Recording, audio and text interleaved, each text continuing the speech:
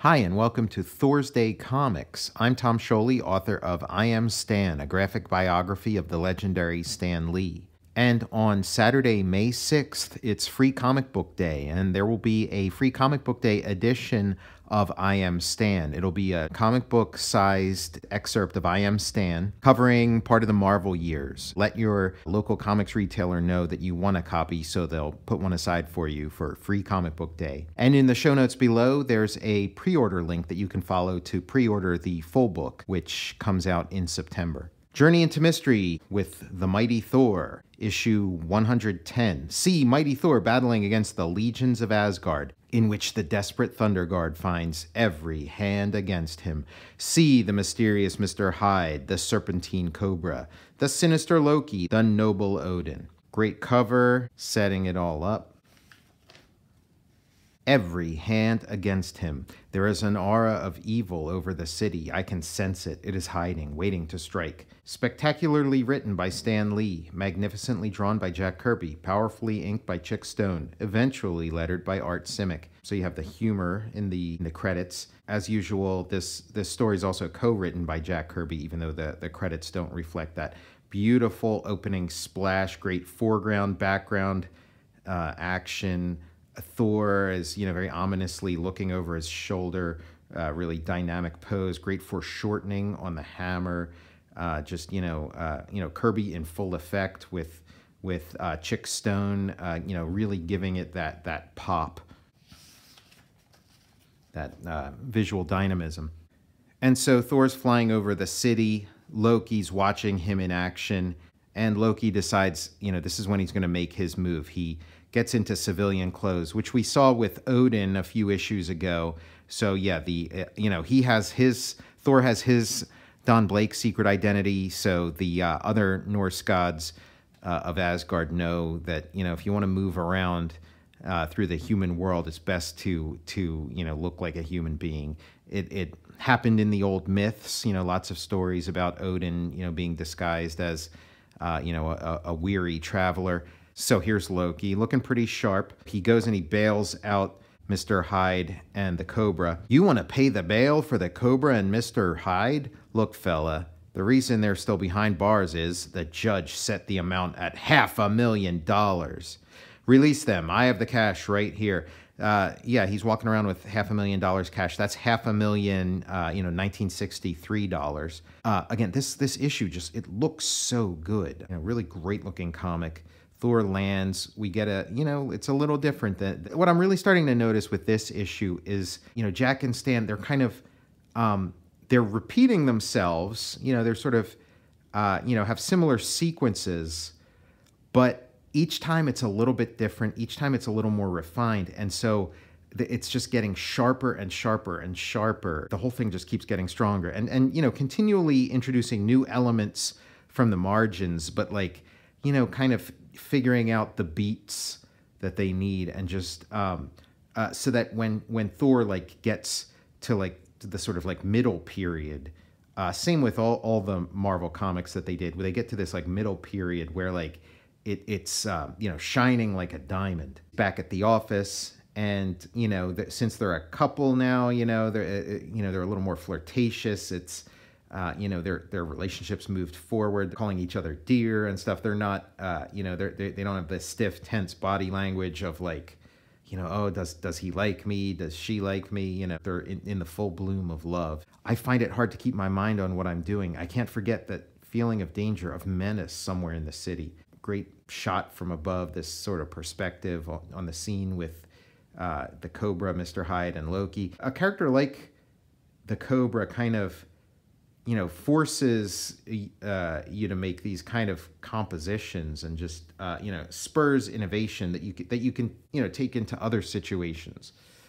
They sort of question Loki, and why do we need you? And then he sort of manifests himself in his full demonic force, his full power as the Norse god of evil, the god of mischief. Another motif that gets repeated and refined and improved throughout the series is, Loki finds a couple of sort of, closer to street level villains and gives them a power up, boosts their power, and he does that for these two. And so now They were a pretty formidable team to begin with. Now they're even stronger. So it's going to be a lot for Thor to deal with. Cobra, peeks in the window, snatches Jane. Don Blake is ready for action. And that's cool. Instead of seeing like the close-up of him banging the staff and turning into Thor, you see it from far away. You see a flash of light coming through the window. And now, again, just these great action shots. And they throw her into a cab, tell him if you don't back off, we're going to hurt her. And so he has to back off. And I really like the way it sort of transitions from, the dark black of his costume into this like blue into the mist. Really great atmospheric effects in the sort of like, graphic, there's this sort of mixture of sort of, graphic mark making and naturalism. And so, there's little moments like this where you really see it, which I think, Chick Stone brings out of it. And so back in Asgard, Loki makes sure that Odin's watching the sort of magical TV right at this moment of Thor, backing off from a challenge. I always love this, like, Kirby coming up with inventive ways of having, sort of like a, the Asgardian equivalent of a television. It's like made out of wood. It has this odd shape. There's like a conch shell next to it. Odin's got a, completely different costume than he wore the last time we saw him. That's, Thor, Kirby does a lot of his visual invention and innovation on Odin's costume, because it's kind of like, okay, Thor's the hero. He needs a recognizable costume. The villain, Loki, needs a recognizable costume. Odin, not so much. We can play around with his costume.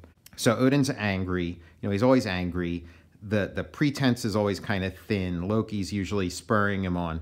And so he starts yelling at Thor for not chasing those bad guys. And Thor says, well, they threatened to hurt Jane Foster. And he's like, oh, that Jane Foster again. Again, your forbidden love for that mortal female has caused you to shirk your duty. But, we'll settle this later. And so Thor flies off. Again, great dynamic flying shot. Nothing you'd ever see in a Superman comic. And then, we kind of zoom in, and now he's in Asgard. This is like the, the kind of stuff, like when you think about Kirby, this is what you think of, these stories with this, like, forward momentum of just like constant movement.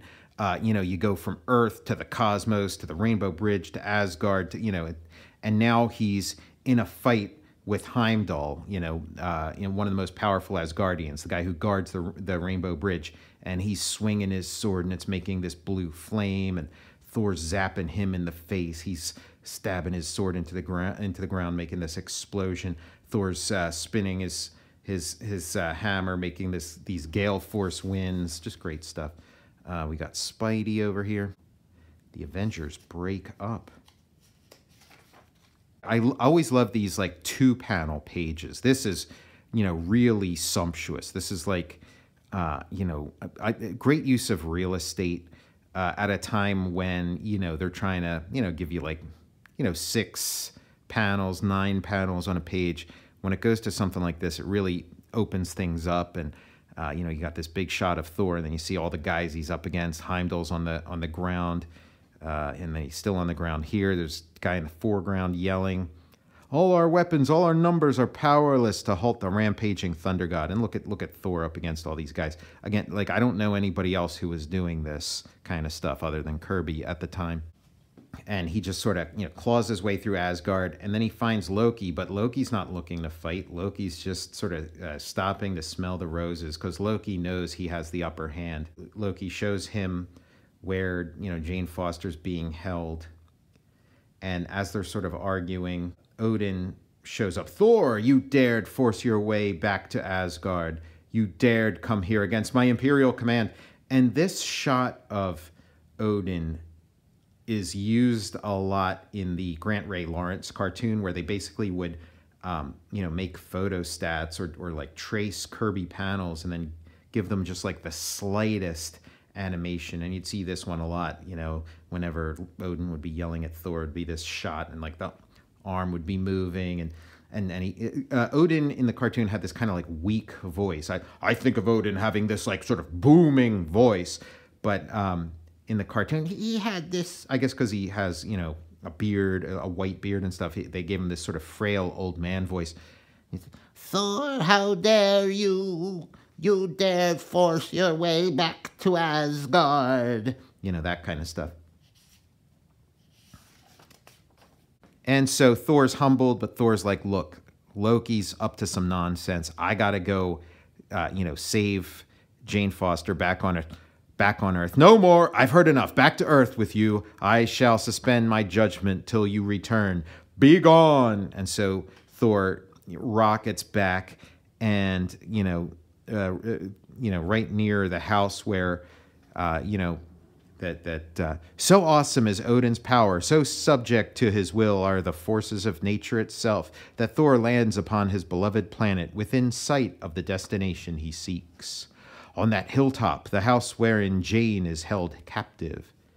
So now he's got to come in. I really like this panel. I really like the inking on Mr. Hyde's face. They got Thor set up, and this is just so much fun. I mean, every superhero comic needs a sequence like this, you know, in one of their issues at least. He goes into the house, and the house is booby-trapped, and the walls flip and turn into this. I've never seen this in like a superhero movie, but I sure would love to. Now the walls are closing in on him. Boom, he smashes through. Cobra zips in, and he's faster than Thor remembers. He's got extra power. He tosses a little grenade. Smoke starts filling the room. It's starting to get to Thor. This is what makes me think that like there was something else going on in that Avengers versus the Lava Men issue when Thor was walking through lava, because the Thor that could walk through lava without it even, you know, bothering him for a second doesn't seem like the same Thor that's getting sort of weakened by this gas and this explosion, which knocks him out, but leaves Mr. Hyde okay. I think there was some like hammer magic going on that was creating like a force field for Thor in the lava there.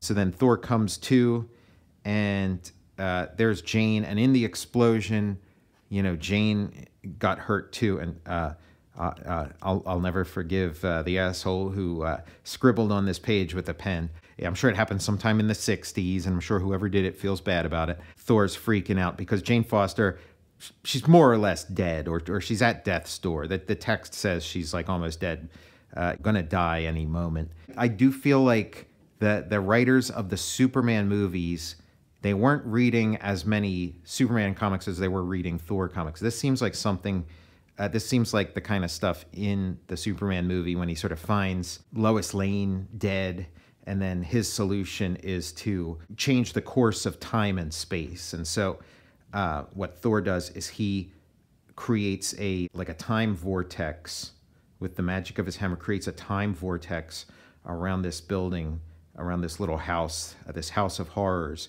where time is frozen. I've done it. From this instant on, in this very place, there is no time. And that means Jane Foster will remain alive. For to her, there will be no more fleeting seconds, each one making her weaker than the last. Sleep, my beloved. Now must I turn from you and do battle once again. So he's got to keep her, like Snow White or something, frozen in suspended animation while he fights off these two guys. Great high stakes two-parter. Great part one, setting up a great part two. We get a Marvel Masterwork pinup. This is a classic. I've seen this on like T-shirts, on all kinds of merchandise. To this day, something that Jack Kirby drew in 1963, 1964. Still to this day, you'll find it. May the eyes of Asgard smile down on thee, Thor. And we have Tales of Asgard, the defeat of Odin. Another towering triumph by Marvel's talented Titanic team. Stan Lee, writer. Jack Kirby, illustrator. Vince Colletta, delineator. Art Simic, letterer. Yeah, Jack Kirby's, co-writing these. And from all accounts, he did the lion's share of the writing, the plotting, the storytelling in these Tales of Asgard. And then, Stan Lee, provided, the verbiage after the fact. Beautiful. Like, this is the kind of stuff I love. This is, like when I'm doing, a comic like Myth of Eight Opus or something, or American Barbarian, this is the kind of stuff I'm shooting for. I want to make these, cool looking warrior dudes with, horses, with crazy looking armor, beautiful colors, just like crazy all over the place colors. And they're going into the boiling plain. This is real hot. And Rampok the rebel is dead. Rampok the king who has dared to defy the rule of Odin for ages. Rampok the king whose legions have long been at war with Asgard. And now Rampok's son, Prince Rivik, takes up the battle. We shall attack the army of Prince Rivik head on. At my command, we shall charge across the boiling plain. So, there was a changing of the guard. Rampok is dead. Rivik has taken over his young son, young and untried, maybe like a Richard III kind of character. And what of young Prince Rivik facing his first battle as leader of his legions? I am sick with fear at the thought of facing Odin's warriors, and yet I must not shirk my duty. He's, not sure what to do. He's got these, really, hard-ass looking dudes working for him. Again, Kirby, the constant invention. Each guy gets a completely different helmet. This guy looks almost like high tech. This guy looks like, like a medieval Batman, like if they were doing one of those like JLA Elseworlds comics. And attack! Look at this great, flank of horses, each one with crazy armor. If you've been following New God Sunday School, the placement and composition is not too different from, Steppenwolf in New Gods #7, the Pact riding his dog soldiers. Just great stuff. Lances at the ready, charge! And then the plane starts exploding, the fire's going, it's freaking out the horses, and somebody notes that, we may be immortal, but our horses aren't. And this guy's, blowing the trumpet. Trumpeter, for the first time since the dawn of man, sound the retreat. And so they retreat. And the text says that they're, retreating for the sake of the horses. And so Rivik wins this day. So the young prince wins this day. Odin's retreated. My men acclaim me. Henceforth I shall be known as the Fearless, even though he felt fear. We get some pathos in this story. You start to, feel for the enemy of Thor, and they're marching back in this, super cool path. Thor's talking to Odin, and he's like, he suspects there's more to the story than just, we were worried about the horses. There must always be those with the fire of rebellion in their blood. There must always be those who will dare to fight an unbeatable enemy. Only thus can the race of man remain strong and fearless. I think I begin to understand, Father. It is good that the legends will say a day there was when Odin himself retreated. For men must never feel a cause is hopeless. Men must never feel an enemy cannot be beaten.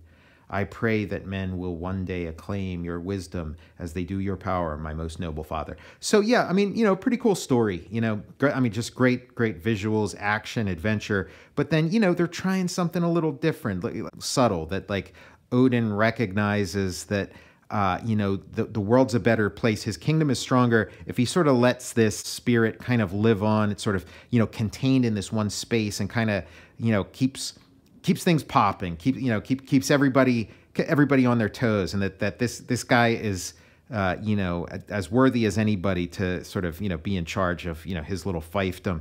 This is smarter than your average superhero comic. There's just more going on. It's pretty fun. Kind of reminds me of the movie Barbarossa, where it's like this Western where Willie Nelson is this kind of guy who hangs out, and the family, they decide they're going to try to hunt him down and kill him, and then they realize that his presence of sort of stirring things up kind of made the whole town a better place. Odin allows a certain amount of disagreement within his kingdom, and so we learn that there are many ways to win a victory, many ways to achieve a goal. In the case of Odin, Lord of Asgard, his goal was helping mankind, and only the truly strong, only the truly courageous will dare to lose a battle in order to gain a triumph.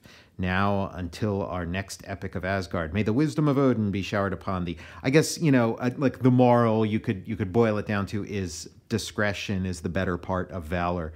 I'm Tom Scioli, author of I Am Stan, a graphic biography of the legendary Stan Lee. And Saturday, May 6th is Free Comic Book Day. There will be a Free Comic Book Day edition of I Am Stan. It'll be a comic book length excerpt of the graphic novel covering part of the Marvel period. Ask your local comics retailer to reserve a copy for you because they'll be going fast. And there's a pre-order link in the show notes below where you can pre-order a copy of the full book of I Am Stan, which will be available in September. I'll see you next Thursday.